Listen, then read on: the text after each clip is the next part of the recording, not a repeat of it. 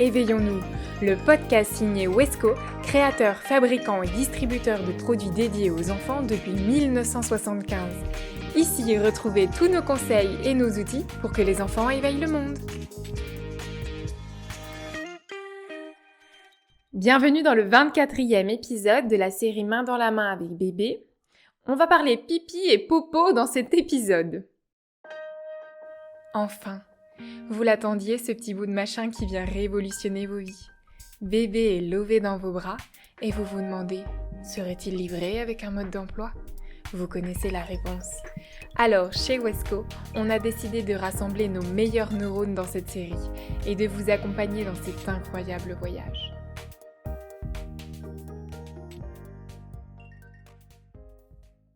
Pour être honnête, dire d'un enfant qu'il est enfin propre sonne un peu étrangement à nos oreilles.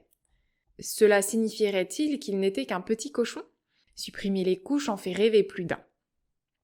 Comment est-il possible d'acquérir l'apprentissage de la propreté ? Comment cela se passe dans le monde ? Et si cet apprentissage tarde à se mettre en place, est-ce raisonnable de s'inquiéter ? Voyons tout d'abord comment cela se passe dans le monde. Si dans les pays occidentaux, l'usage de la couche jetable est massif et le pot est devenu un rituel de passage de l'âge de bébé à celui de grand, il n'en est pas de même partout. En Côte d'Ivoire, par exemple, il commence l'entraînement dès que le cordon ombilical tombe. Des lavements sont pratiqués afin de ne pas avoir de sel dans la journée. En Chine, les bambins des campagnes sont vêtus de pantalons fendus dès 2 ans. Ce dispositif permet de faire ses besoins sans souiller ses habits quand l'enfant s'accroupit. Ce ne sont que 2 exemples, mais ils sont présentés pour se rappeler que chaque culture nous propose des injonctions différentes et qu'il est important de prendre du recul sur nos pratiques. Bon, alors, comment faire ? Quels sont les différents éléments à prendre en compte pour se lancer dans la grande aventure du petit pot ? Nous vous livrons ici le fruit de nos modestes recherches sur la démarche axée sur l'enfant. D'abord, voyons si votre bébé est prêt pour la propreté. Répondre à ce besoin physiologique est un processus naturel et spontané. L'enfant est pleinement acteur de cette étape et lui seul pourra en déterminer le passage. L'apprentissage dit de la propreté a lieu entre 2 et 4 ans. Il y a 2 critères à retenir avant de commencer à voguer vers son succès.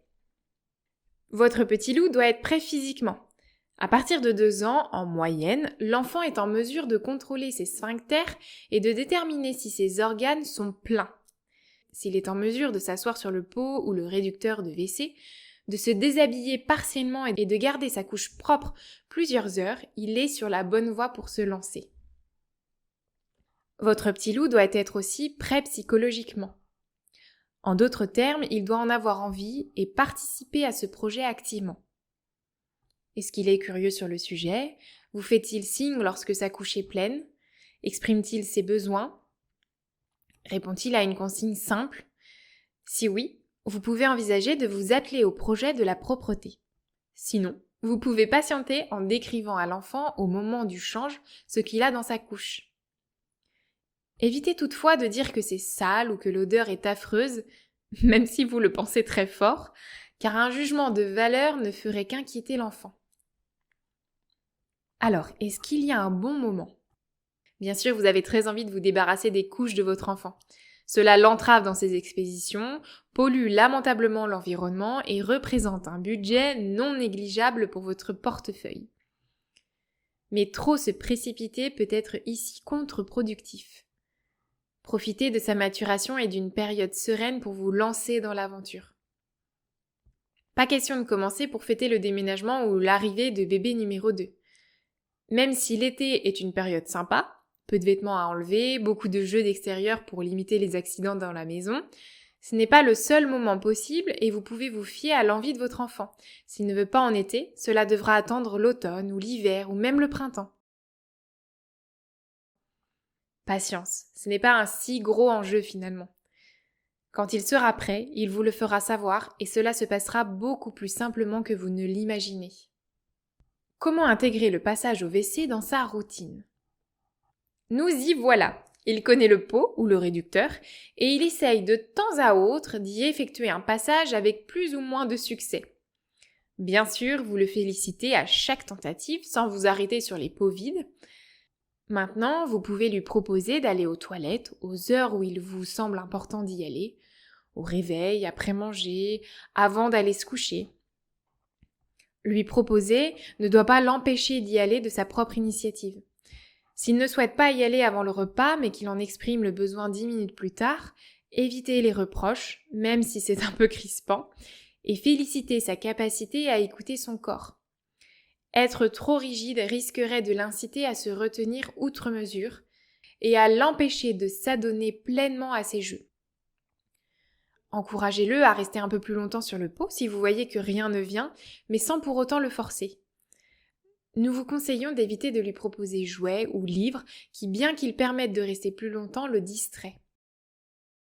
To sleep or not to sleep?